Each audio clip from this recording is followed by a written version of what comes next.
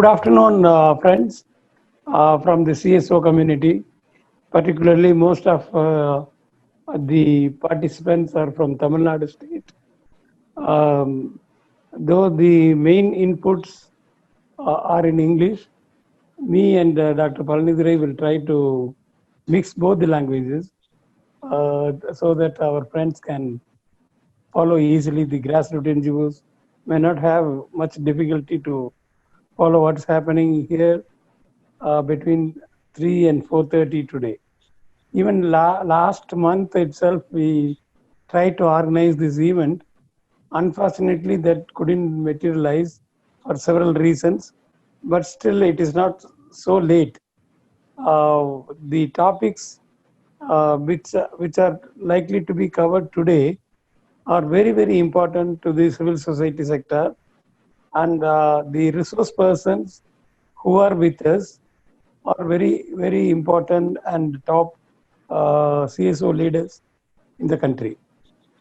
And I would like to introduce the resource person first and then go to the topic. And simultaneously, I will also give my very summarized note in Tamil also. And first of all, the moderator is Dr. G. Palanidurai. He was former Dean of uh, Student Welfare and also with the Political Science Department in Gandhigram Rural Institute. More than that, he had been pioneering on the issue of Panchayat Raj, and he worked with several grassroots civil society organizations throughout the country.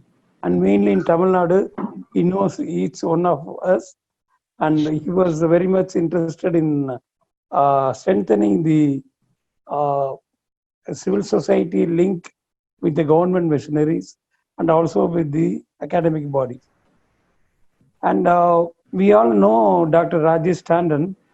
He is head of PRIA. PRIA is Society for Participative Research in Asia, and he was also heading a largest CSO network called VANI, Voluntary Action Network of India, and he had been associated with several forums like this, and he was pioneer in strengthening the voice of the CSO community, and on several occasions he has voiced his opinion on issues concerning the management and the scope of the civil society groups, and particularly with the policy making bodies, he was able to make an impact both nationally and internationally. And we are very happy to have him with us today uh, to talk to us on social stock exchange, particularly a new agenda which the finance ministry has proposed recently. And many of us are new to the topic, but unfortunately, I don't know whether yesterday or today, they have closed down collecting the opinion from several groups. 1 week has gone already, but it is likely that they may extend. I am not very sure about it. I think Mr. Tandon will give that information also about the current status of the the opinions which are to be collected from the civil society groups on the issue of stock exchange. And our next important speaker is uh, Jagadananda. He is also my colleague in the Niti Aayog. We are in the standing committee of CSO, and whenever there is an occasion, I have seen Jagadananda to raise his voice on behalf of his sector, not on behalf of his NGO or not on behalf of his state. He will talk about the CSO sector, and particularly with the subcommittee which is related to the CSR funding and all the complications being identified. And he was able to produce a paper with the help of university in Delhi, to impress the Niti Aayog and also the PMO and Government of India about how to handle the CSR funds, how to collect the money, and how to use the money for the benefit of the community using the CSO as a platform. And he has been able to articulate and convince people about this issue. And we are lucky that he was able to join us today in spite of his busy schedule in Orissa and Delhi and other places. And we are happy, we are welcoming Mr. Jagadananda for joining us. And the other speaker is Dr. Balamurugan. He is head of the South Indian Arts part of Freedom Fund, a funding agency which has been working with the young and vulnerable textile workers, and migration and trafficking are his major concern. And he was able to raise his voice through different forums like Tamil Nadu Alliance and also with Indian Working Group on Trafficking of Person. And he is very actively involved with advocacy work with different forums. And with this group of people, we have enough time to understand the issue and also to deal with the new developments which are coming up in our pipeline. And one of the major challenges the CSO community is facing, nobody will deny, it is a crunch for funds. People are looking for funding support, and the leadership is expected to deliver support to the CSO community in a bigger way.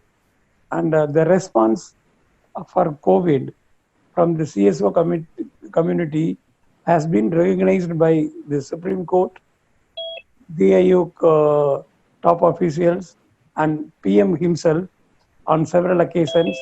And the NGO community or the CSO community has not waited even a single minute to respond to the migrant workers crisis, and that's how the hunger death have been avoided in the country. Still, there is a long need, and the vulnerability of the younger groups, and India as a country are known for a good number of young people living in the country. They expect a lot of protection. They need a lot of care and support in terms of surviving themselves when they go outside their native land. And most of the young people are not able to find a job in their own locality, in their own village, and they have to migrate to inter-district or other interstate. And that's how they are very much vulnerable. And this vulnerability gives a lot of scope for NGOs to address and continue its work even after COVID crisis is over.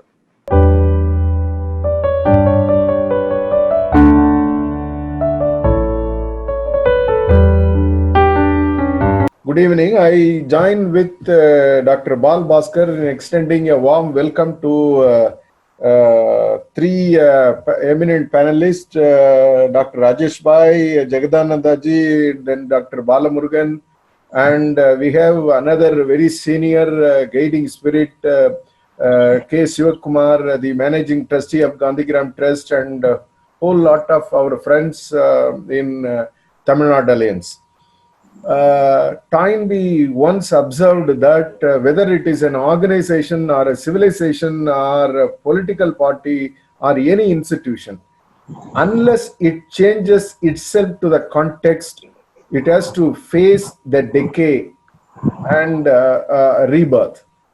So in that context, now what we are facing, the changes are very fast today. But to respond to the challenges, we have to be professional. Otherwise, we will be irrelevant to the context. So in that backdrop, just we thought of organizing this, and I thank Bal Bhaskar for taking such a kind of initiative to invite Dr. Rajesh Bhai as well as Jagadananda ji, then Balamurugan to enlighten us on the context where we are heading towards. What are all the necessary steps to be taken to contextualize our institution and organization? What are all the problems we face? How to face all those problems? How to respond to the challenges of that context? So such a way, Paul Bhaskar is taking earnest effort to bring the panelists to interact with us without taking much of your time. I with the permission of all the three panelists, each one can take 10 to 15 minutes. Then we can open the floor for discussion. Then I will ask Paul Bhaskar to wrap it up. What is the way forward, explaining to us, what is the step next we have to take. So this is the methodology or the format with which may request Rajesh Bhai to start his presentation.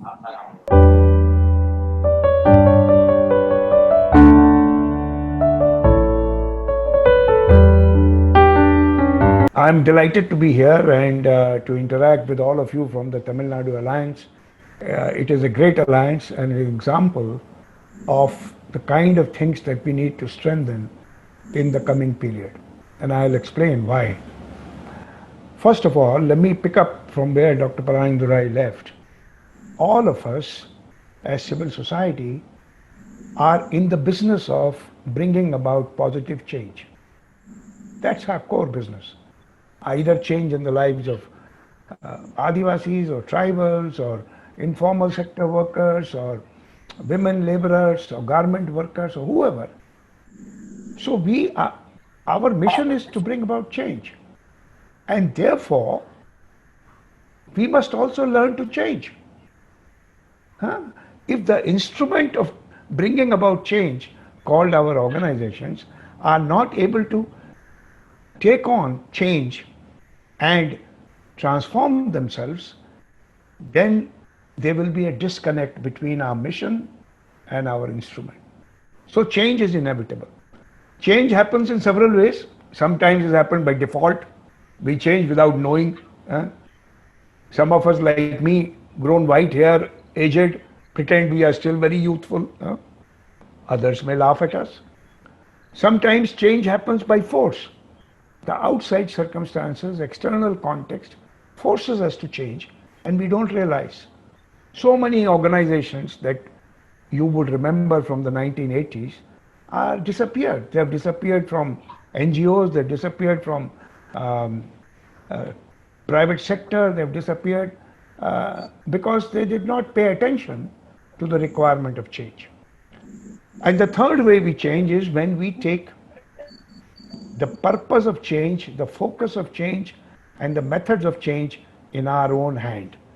We control the process to the extent it is possible. So let me first of all suggest to you that the pandemic, the COVID-19, is asking us to change the economics and the politics of our society.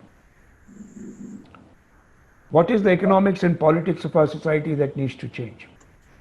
We entered in the last 30 years an era of extensive globalization, to the extent that our daily bread was not produced locally, but from somewhere else.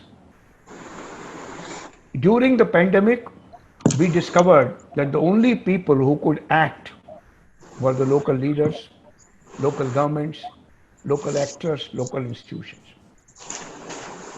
And where, like in our communities in Kerala, in Tamil Nadu, in parts of Maharashtra, where local institutions and local leadership was strong, solutions were found quickly, and the crisis was dealt with positively. And where local institutions and local leaders did not have a strong voice and capacity, confusion prevails.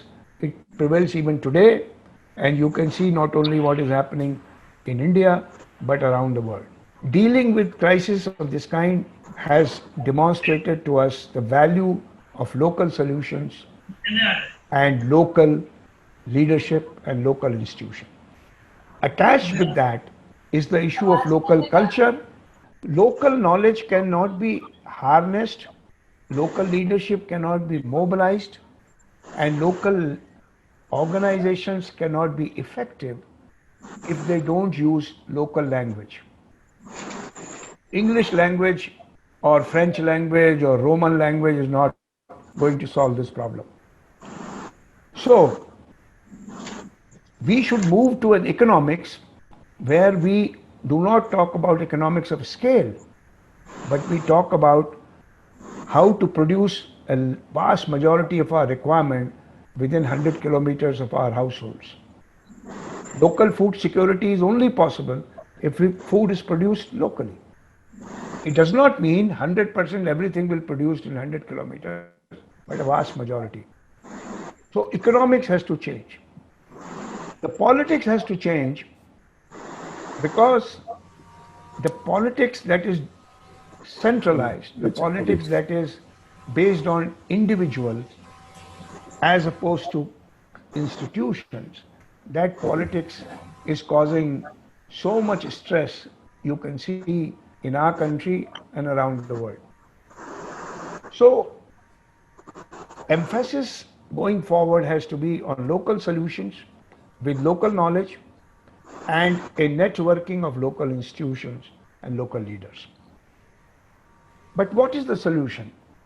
I think time has come for all of us who have been talking about transforming our society and economics to look at the question of ecological resilience and find livelihoods and chains of livelihoods which are interconnected and which put people's sense of self-respect and their own self-confidence at the center.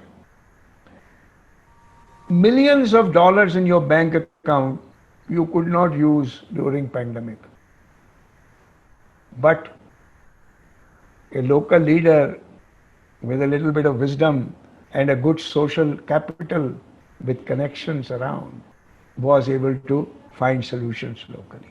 So my appeal to all of us is that we all try to remodel our work, refocus our work to build local livelihoods which are sustainable, which are ecologically resilient, and which give a decent and self-respecting nature of work to all in our society. Now, it is in this context that, as Paul was saying, we have seen that despite so much reluctance and hostility on the part of the current regimes, they had to acknowledge reluctantly that civil society, community sector, non-governmental organizations rose to the challenge. They rose to the challenge without waiting, and they rose to the challenge in myriad ways. You know, if they had not risen to the challenge, as Paul was saying, hunger, deaths would have taken place. More importantly, people would not have understood what is the meaning of physical distance, what is the meaning of wearing a mask, what is the meaning of staying at home. Because those who were proclaiming these were sending it in official English language on internet, which nobody has access to. So civil society played a role of interpreting these key health messages in local language, local idiom, local manner, so that people could learn new behaviors and new ways of going about it. And where they did not get this message, they panicked. They panicked to run, to travel back, etc. So, recognition of the role of civil society has taken place, but commensurately, two other trends have taken place which affect our resources. Firstly, A lot of donations have gone to new entities like PM Cares. We don't know how many, but it is estimated that 10,000 crores has gone already. Many CSR companies are likely to have very little profit in the current year. In fact, they may have losses. And therefore, the portion of money available for CSR, not only this year, but next 2-3 years, may actually decline.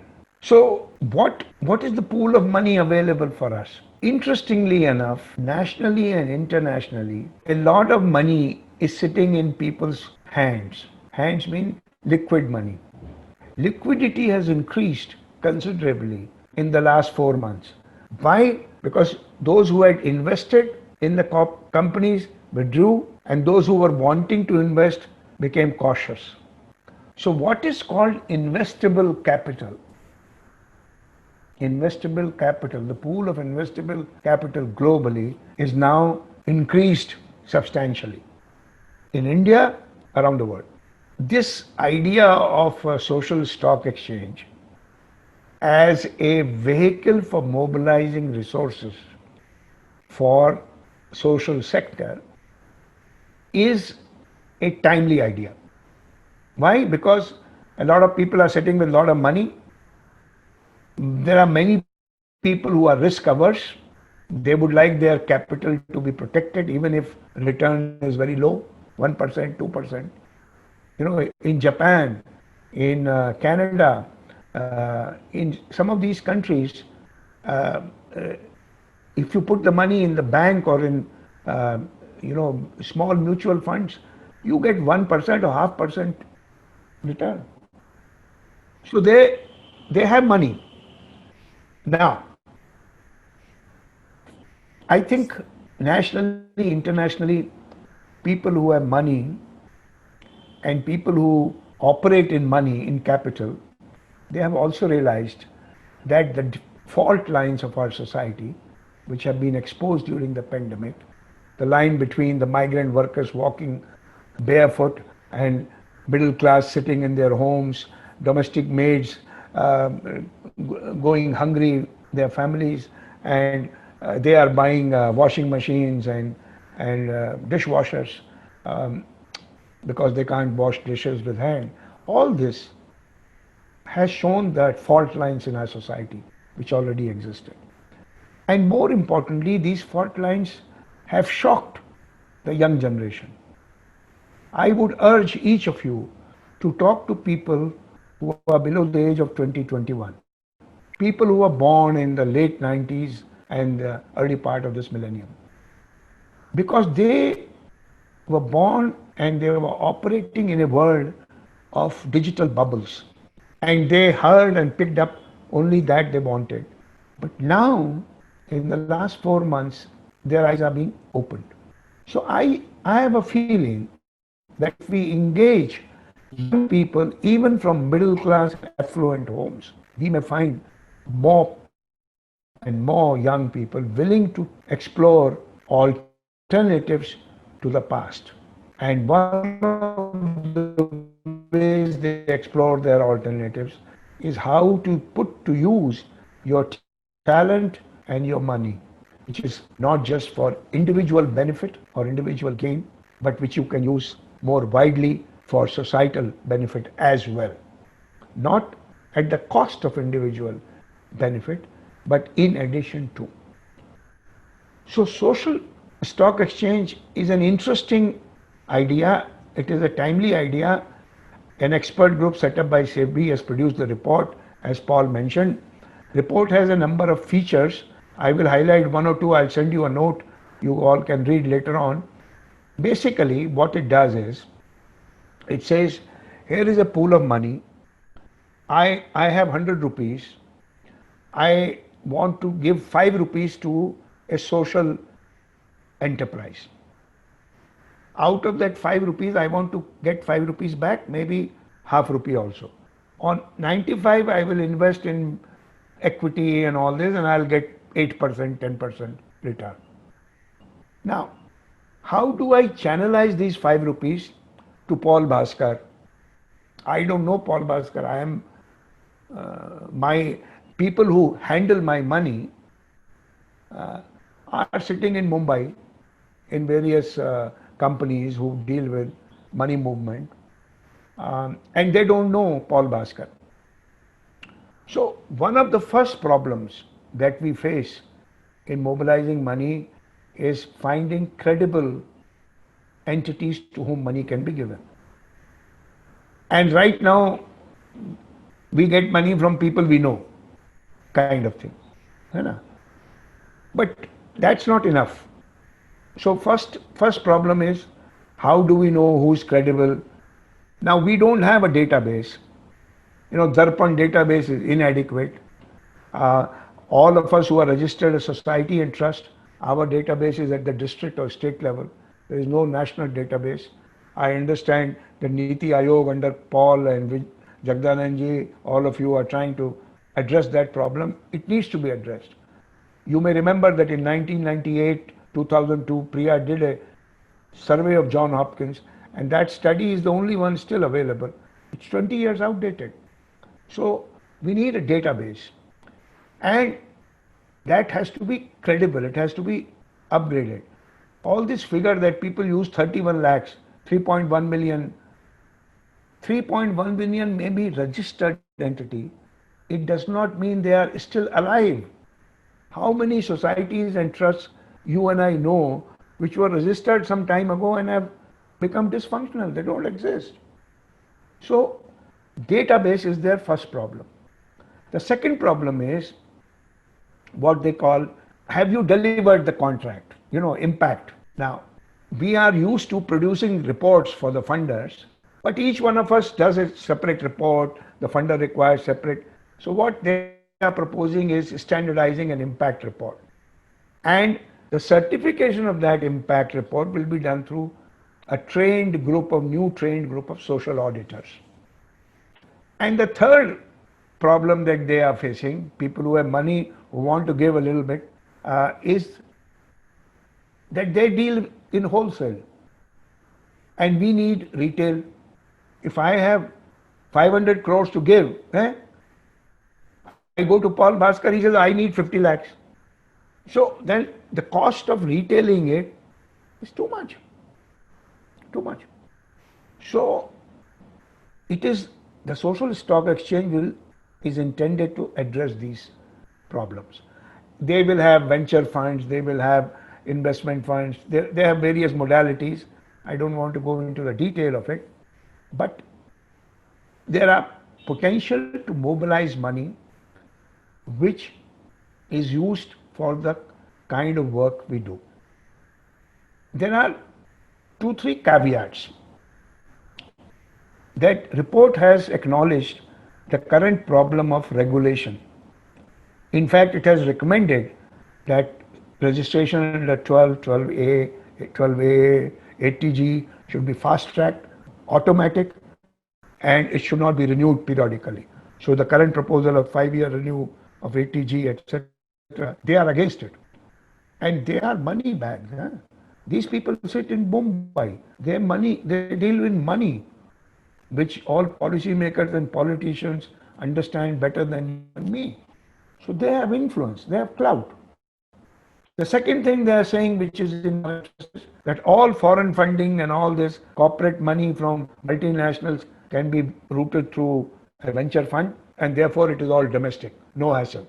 Third, they are saying that the various registration laws, including Society Act 1860, need to be modernized. So some of these recommendations are actually the ones which, as a sector, we have been struggling. They have also talked about setting up a capacity building fund which help non-profit organizations to graduate towards it. Now we have to remember that there are caveats. First caveat is that the social stock exchange is for both for-profit and not-for-profit social impact delivering organization. Neither social impact has been defined, not social enterprise has been defined. So there is ambiguity. It is likely that smaller organizations which are not federated may get excluded. That's why the importance of Tamil Nadu Alliance. You need to strengthen your alliance and you need to act more coordinated fashion. The third, that those of us who also do campaigning for rights, entitlements, social mobilization, human rights, awareness generation, eh, uh, we may find that this method is not serving our interest. It will not fund the kind of things we do. So we need to keep that in mind and create some space for it. At the moment, it is a broad modality. Most people who were involved in it, who were members of the committee, were Mumbai Walas. There was not much interaction with civil society. Now they are willing to talk about it.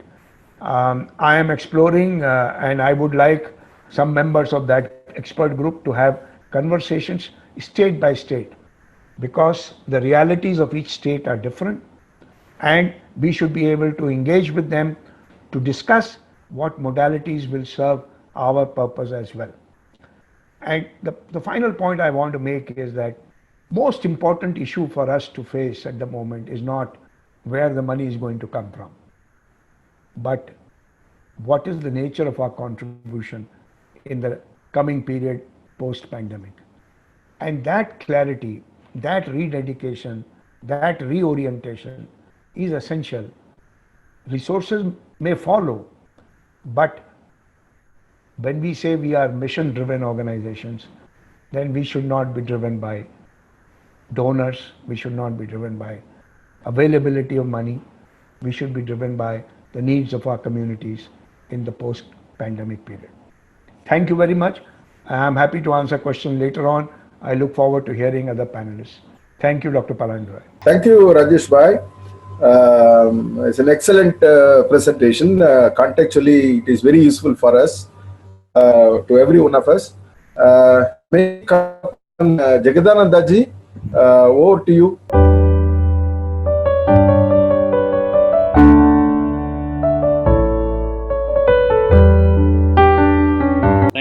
Thank you, Rajesh Bhai, for setting the tone and a good background for our conversation this afternoon. And let me also thank Paul Bhaskarji, Professor Palandurai, Mala Muruganji, and Sivakumarji, amongst others, and all of you, for having found some time to have a conversation this afternoon. This is very, very important. Very, very important. So compliments and congratulations. I think, friends, Rajesh Bhai has already said, but let me also reiterate the fact that we live in a rapidly changing world where the escalating pace of change is greater today than it has been at any other time in our lifetime. Every aspect and area of our life is changing. The way that we work, the way that we interact, the way that we shop and travel, everything is changing actually. Never before have so many people needed to cope with so many life-changing decisions in so many different areas on such an accelerating basis. And herein lies one of the greatest challenges of our life, the fear of uncertain. Change, that is change. And in reality, the only thing about the future of which we can be absolutely certain is that there will be continuing change, and change has begun now in all our lives. At times, the change can only be minor, while at other times, there will be major. But some degree of change is inevitable. We cannot stop this change. We cannot even slow it down or delay it. Change is like the wind. It is neither good nor bad, friend nor foe. It just is and will continue to be so. It would be naive to expect the wind never to blow again. Instead, we must learn to harness the wind by setting a better sail. That is the reality today we are living actually, friends. I think when there is a storm in the sea, the fishermen who cannot go to the sea they repair their nets actually. That is a very famous quote I have picked up. And because they can't get into the sea is stormy, the sea is windy, so better to repair their nets. I think this time is a wonderful time for all of us to repair our own nets actually, to repair our own institutional, functionality or dysfunctionality, I would say, institutional systems and, framework, revisit our own strategies actually. I think, friends, let me tell you at this point of time, there is a major change which is taking place in the civil society itself. This first time an epidemic of this kind has come, first time a biological disaster after the National Disaster Management Act 2005 was enacted. Unprecedented disruption in the lives, food, shelter, livelihood, anything actually. A powerful government, government is suddenly, it's like an emergency actually. The mighty power of the state is visible. Less democratic space, you can't organize, you can't come together. In Bhubaneswar, where I live, even political parties also cannot come together and, put up a demonstration. There is a large restriction on movements and large gatherings, as we have seen actually. So that is the situation in which we are today. So therefore, my offering this afternoon would be, how do we really repair our nets and where are the resources? Rajesh Bhai has very nicely articulated the relevance of this, social stock exchange and this new instrument which is likely to come. And I can only respond to one or two things quickly. One is, Income Tax Department, the CBDT is working very hard for the renewal of our 12A and 80G. And from my conversation with CBDT, I have come to a conclusion that trying to make it a seamless automatic renewal, automatic, registration actually. Not asking any questions this time. I hope the message which I got from CBDT insiders becomes a reality actually. Then our life will be easier.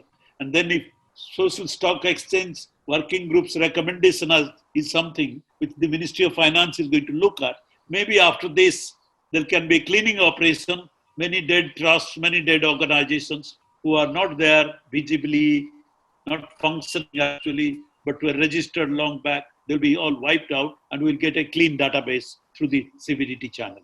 And CBDT channel is about 275,000 organizations are only registered with income tax authorities, out of which almost 2 lakh they submit their reports, returns, and almost about 75,000 they don't do actually. So they may exist, they may not exist, but this will provide a good opportunity for a cleaning operation actually. So, but my intention is not to frighten everyone this afternoon. My interest is to really provoke all of you, including myself, of what do we really do, what are the challenges right inevitable, and if Rajesh Bhai is right, that we have to really work hard to deal with the change which is coming, both internal change and the external change which is visible now, then how do we really reposition ourselves? That means one of the challenges which I see is how can we improve our performance actually. The second challenge which I see is our work relevant? This is a very provocative statement. Is our work really relevant? If so, for whom? Are we critically monitoring the effects of our intervention and impacts? Do we take responsibility for improving the quality of what we do actually? The quality of what we do. I think these are, friends, some questions I would like, to be posed to ourselves, and then, and thereby these questions, the answers to some of these questions will help our respective organizations to really work further to repair our nets and repair our boats when there is a storm in the sea. The second point I would like to really, share with you is if social stock exchange is a reality, and I'm coming back to the CSR, don't worry, but social stock, let me just elaborate a little bit. There are 4 things which Rajesh Bhai said, and they are relevant for our CSR conversation also. One is there are going to be social impact investors who are looking for some social impact actually. They're not, please remember, they're not going to look at activities per se and general awareness program, which we have been doing for endless years. They are going to look for social impact, and for that, they are willing to invest actually. So activities which have high social impact. So there are going to be investors. This is one group. The second group is there will be grantees also, grant-making bodies or outpayers, which they call in their language, who is going to, if there is an impact of your work and you are able to demonstrate that work, they are going to pay out that money. So the investor gets back the money. So that is the second lot. And then the third is there is an implementing partner. Who is going to do it? All of us are going to do it. Implementing. So we are going to become implementing partners of the social impact investors or that investment fund if we access that money through that route. And then the fourth area which Rajesh Bhai articulated is this whole impact assessors or auditors which are third party actually. It's no more our preferred what you call insiders who are going to write a beautiful report for a fee, but there are going to be third party assessors and auditors who are going to look at how we are doing, how we have performed, etc., etc. I think that is very, very important. So, if that is the case, I think this is an opportunity to repair what you call the organizational systems and processes. And I see this is a time to look at our own identity actually, organizational identity, the purpose, the mission, why did we exist and what is the relevance of it? It's a checking of our own identity, our own mission. We need to check our own planning process. How has been our planning process and how can we make a difference in our planning process? Like the Tamil Nadu Alliance, how are we leveraging the networks and alliances? There are many solo players in our respective setup. They only operate as individuals or solo players, not connected with anyone. They start with their activities like that and they also end up like that. But this is an era where we need to really forge alliances. And what is the kind of capacities and resources we have? Then, if we want to really go back to our respective organizations, internal, I think we need to really look at our structure characteristics. Are we getting into a hierarchical setup? Are we a flat organization? And what is the kind of organizational setting we have? What is the finance systems we have? How have we built program monitoring, evaluation, and impact assessment system in the organization? I think these are very important. And then our sector is dependent on human resources actually, because that is the only thing. We are not dealing with machines and plants. So what is the kind of primacy we give to human resource? What is the human resource management system in our respective organizations? What is the human resource development system in the organizations? I think they are very, very important. And finally, 2 other points to look at within our respective organization. What is the kind of leadership, the quality of leadership and governance in our respective organizations? What is the style of influencing we are using? How the leadership is playing an energizing and control role in our setting? And then on the, impact part, how periodically we are looking at the mission achievements and, its various facets. How are we really looking at the organizational vitality and dealing with our accountability to the people with whom we are working actually? So these are some areas I thought I will flag it up so that at least they're not new areas for any of us. They're old areas. And if some of you remember, we had developed a tool called Osango long back, Organizational Self-Analysis for NGOs. And that tool is maybe forgotten, but that tool is still there. And while working on that tool, I had worked very hard to develop the framework, the systems and subsystems around it, right? And I thought, this is an occasion to share with you so that we are all reminded to really revisit our own organizational framework in an effort to repair our own nets and boats. Friends, coming back to the CSR thing, 13, this new law came, and April 14, this law was rolled out. And when this law was rolled out, what was the law? The law was, those of you know, companies whose net worth is 500 crores and annual turnover is 1,000 crore plus. Net worth is 500 crores plus, annual turnover is 1,000 crore plus, and above. And who are able to generate at least 5 crore of profit or more, they come under the ambit of the CSR law. So that means not all companies come under the ambit of this law. If they come under the ambit of the law, then they are supposed to spend 2% of the net profit averaged over last 3 years. Averaged over last 3 years.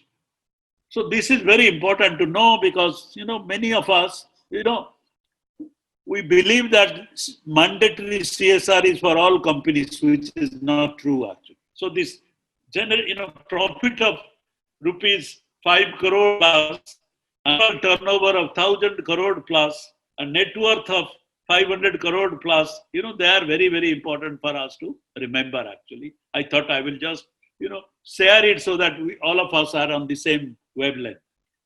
Then the second thing which came under the CSR law is there has to be a CSR committee and CSR policy in companies who come under the CSR law, who come under the ambit of this law.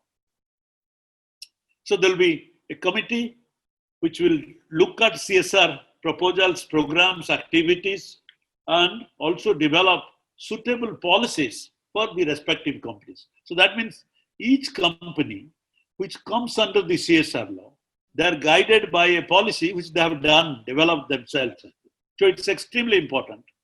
First, to check whether they come under the CSR law. The second is to look at the CSR policies of that respective company. That is so that, we can look for a happy marriage between our organizational goals, activities, purpose, mission, and the company policies around CSR. Then the third point, which is very, very important for us, is to look at this Schedule 7. Schedule 7 is the range of activities which can be funded under the corporate social responsibility law. And that Schedule 7 is a dynamic schedule which is ever increasing. Recently, the PM Care Fund was added to the Schedule 7. Very recently, a year ago, disaster relief, reconstruction, restoration, and rehabilitation was added as part of the Schedule 7. And then the original Schedule 7, which looks at programs around hunger, poverty, malnutrition, education, care for the old, child, mahila, women, which includes gender equality, environment, national heritage, art, culture, and of course, rural development and slum development as specific projects. So these are the possibilities under CSR. And at this point of time, from 14, if we look at the CSR spending, on an average, the spending has been between 800 to 1,000 crores only a year actually. And now, whatever during the last 3 years, companies were sitting of the unspent money of CSR, bulk of that has gone to the PM Care and our Chief Minister's Relief Fund in some of the states actually. So that is the situation. The point I want to, guide is CSR is not just company, just not getting money from the company. Now companies have found many things, many creative ways in which they can spend that CSR money. Companies are also looking for some what you call relevance, societal relevance. So therefore, they are looking for projects, especially environmental, ecological projects, where they can reduce the carbon footprints or they can earn some carbon credits. Now there is a new breed of companies who are willing to spare their employees, spare their experts, spare their professionals for volunteering work through several of us, in the community actually, through staff secondment, through immersion programs, through short-term placements, etc., etc. And there are companies who are willing to give us, like, now like Google, Microsoft, they are now giving almost through the NASCOM Foundation, very minimal pricing for the software and some of the hardware wherever that is possible actually. So through NASCOM Foundation, one can go and get those softwares if we are a non-profit and our threshold limit is within their framework. Then you can go and buy those softwares which are very expensive in the market at a cheaper price. So companies are willing to share their product, share their people, share their ideas, but there are companies and companies. There are public sector companies and private sector companies. So friends, before I close, I think I'm very happy that we are having a conversation of this new window of possibilities. Now during the last 5 years, this window has been tested. The sector has not gained much, let me tell you. Companies have gained much. They have created foundations. They have gone into operational themselves. They have gone into serving their own interests to work in the peripheral villages wherever they are operating. And only very few organizations have benefited out of the CSR partnership in a strategic way. But if we are able to repair ourselves, if we are able to reposition ourselves, I'm sure our whole thing, our activities will be completely different, and then strategic partnership is possible. So before I close, let me tell you 3 things and close quickly. One is, friends, at this point of time, the priorities and needs of our target group, people, communities who work, are changing actually very fast. After post-COVID will be a complete different thing. Digitization is likely to reach every corner of the private and public life. Traditional development work is going to be affected actually. The Sendai framework of action on disaster preparedness is almost getting redefined now.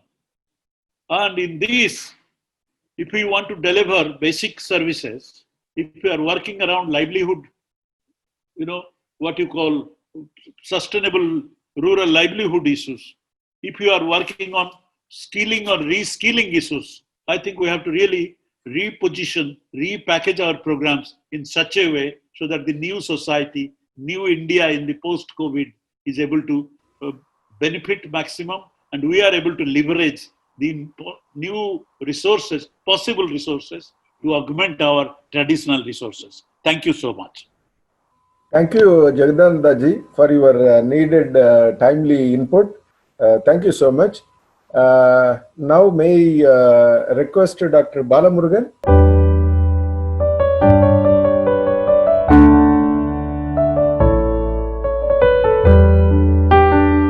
Yeah, good evening, everybody. Thanks to Dr. Rajesh and Mr. Jagannatha. They have given a very good comprehensive overview of what would be done now.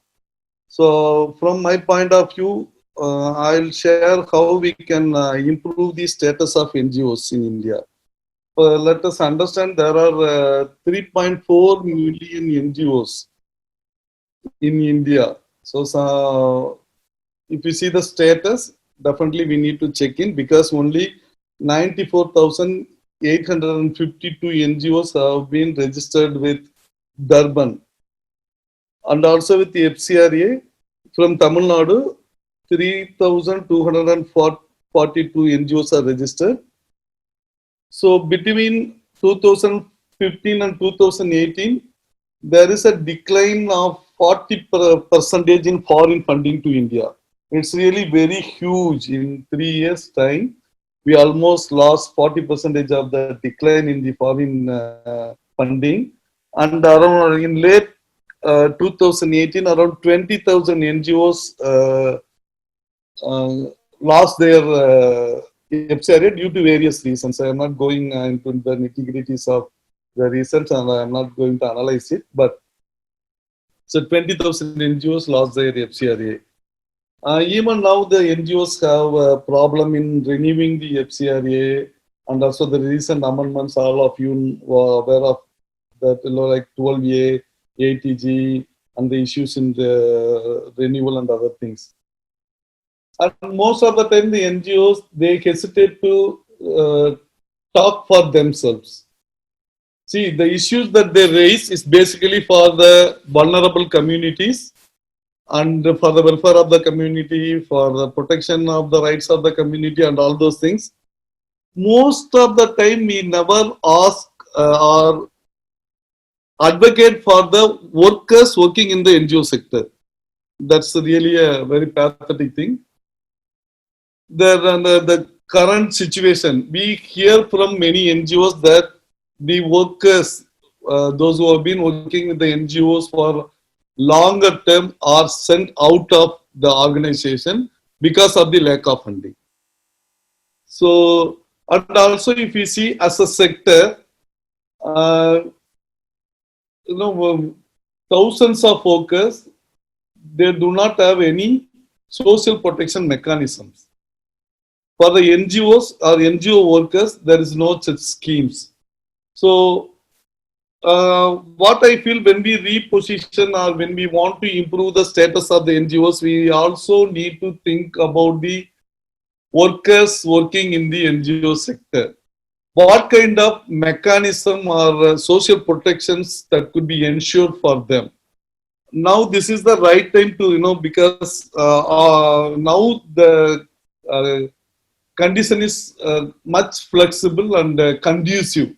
Earlier we had a lot of issues, but I assume that now the Supreme Court had said that the NGOs played a major role in the rehabilitation of the migrant workers. They reached first, and they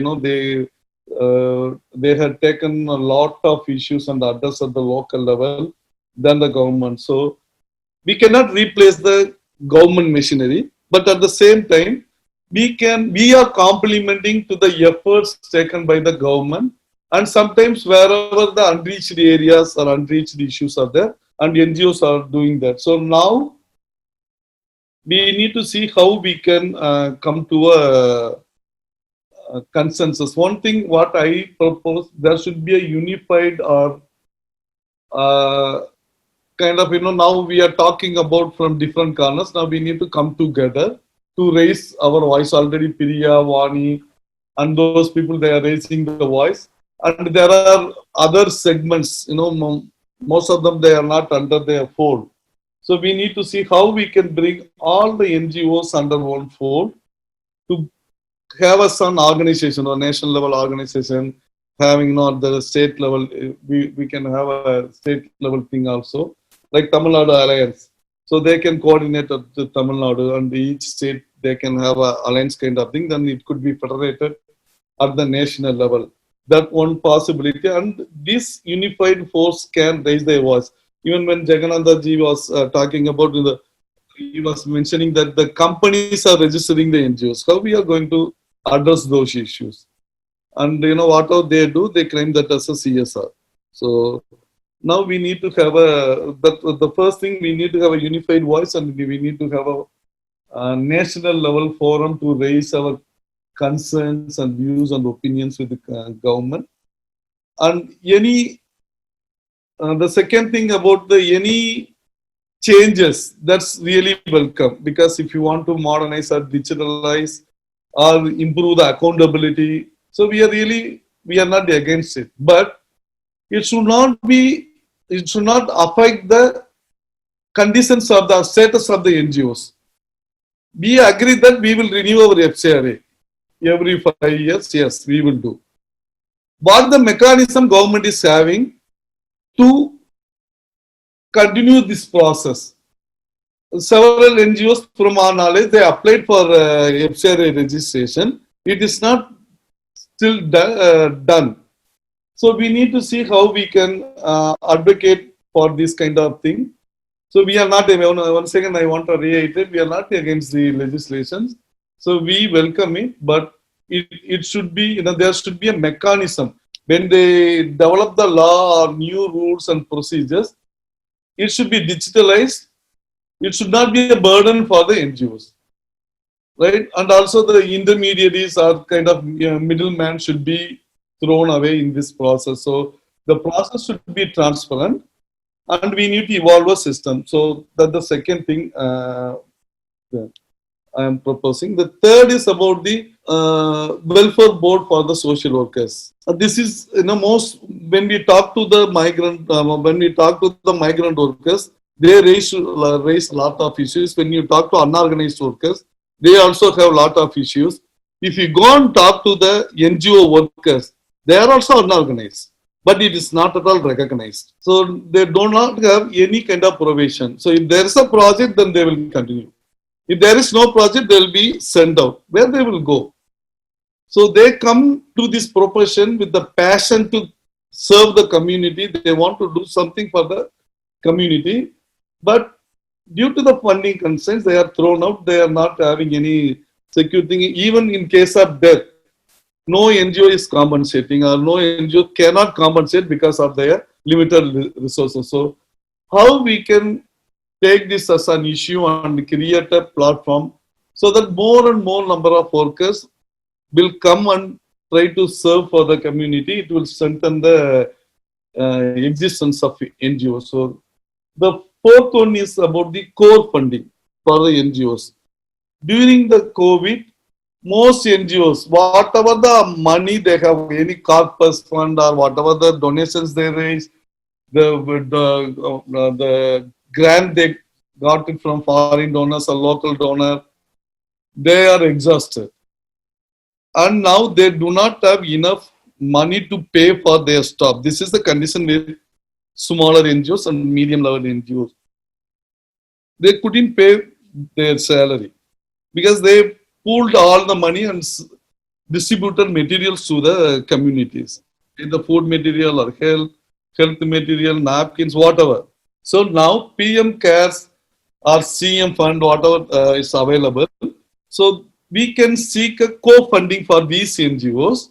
So at least, for example, in Durban, definitely they look for a criteria to whom we can give. So in Durban, 94,852 NGOs have been registered so far. So at least these NGOs, we are not asking for all. At least we can categorize and classify, and without any project-based fund, core funding for supporting the NGOs should be given now. Otherwise, most NGOs will not have their staff. They will be forced to close their operations in the near future. Maybe in the next 6 months, you cannot find many small NGOs. So this is the right time to raise it to the government, the issue. They are contributing a lot. So what I suggest, we can collect the contribution made by the NGOs. So for example, from Tamil Nadu Alliance will take the responsibility. We will collect how many NGOs working in this issue, how many NGOs reached how many families, how many migrants, how many individuals, how many families, those information, and also we can quantify with the amount, how much they spend for supporting the community. This could be compiled and shared into the government. No, it will be definitely in crores and crores of rupees the NGOs have invested the local level. So this could be compiled as a evidence-based thing, and we can advocate. So NGOs have contributed this much. So why don't the government can also support these NGOs, either by motivating the CSR people to support the NGOs, which is not happening now. Getting the CSR is like you can get it only in the dreams. It's either they will have their own foundation or they'll submit they pay the donation to the CM fund, relief fund, or the PM cares fund. So that's happening. So we can channelize how we can do that. So this can be done. So overall, now we need to build the story on our achievements or what we have done so far, and we need to build the narrative based on that to the government and to get the core funding for the NGOs. So most other things, I think they have covered a lot of things like social sector and other things. So if there is any other question, I'm happy to answer. Thank you, sir. Thank you, sir. Over to Bhaskar. The COVID crisis has pushed not only the CSO sector, everybody into a corner. Like Jagadananda was pointing out, we have to take advantage of the time, even like the fisherman. We have to see that whether we can use the same opportunity to strengthen ourselves and see that alternate funding other than the traditional funding, the multinational or multilateral funding, when it is available, it's okay. We can take only 3,000 something NGOs are FCRA registered, and 95,000 are with Durban Nidhi Aayog. So at least these NGOs who are settled in Tamil Nadu has to take advantage of the current situation and see that the funding is being raised for their own projects and survival. And other than the projects and survival, building partnership with different agencies are very important. And at the same time, we have to closely monitor the changes which are taking place in the country. Because when the government says these opportunities are closed, they are also trying to open another gate for us to maintain ourselves and survive. We have to see that the alternate gates are used by us properly. At the same time, we have the capacity to manage the changed situation, and I am confident because many of us are from educated staff, and they are qualified enough to handle these conditions, and they may be able to manage the crisis. At the same time, the Tamil Nadu NGOs should not think that only the Bimaru states are attracted, only the North Indian states will get funds. That is a phobia which has been created by different agencies. But we have to see that the crisis has put everybody in one corner. The migrant crisis and the trafficking crisis has alerted the NGOs, the civil society community in Tamil Nadu and Kerala and southern states to be aware and to be able to address the issues. If the local NGOs in these states are not active, then the issue will not be solved. So we have to be open-minded, and I promise from the Tamil Nadu Alliance, we will cater to the needs of the not only our members, 100 members spread in 38 districts. We will extend our services to new members who are willing to take up the capacity building and build their organization in a better way. And with these words, I thank the CSO leaders. In spite of their busy schedule, they were able to spend their time with us between 3 and 4:30. I personally thank Dr. Rajesh Tandon and Mr. Jagadananda for joining us today and enlightened us on several vital issues concerning the CSO sector. Thank you very much, sir. Thank you, Paul. Thank you very much. I enjoyed it. Thank you. Let us continue this. Thank you. Yeah. Thank you. Rajesh Bhai. Thank you, Jagadananda ji. Thank you, Shiv-Kumar-ji. Thank you all. Thank you all. Thank you, Paul Bhaskar. Thank you, Balamurugan. Thank you, Dr. Paul. Thank you all. Thank you.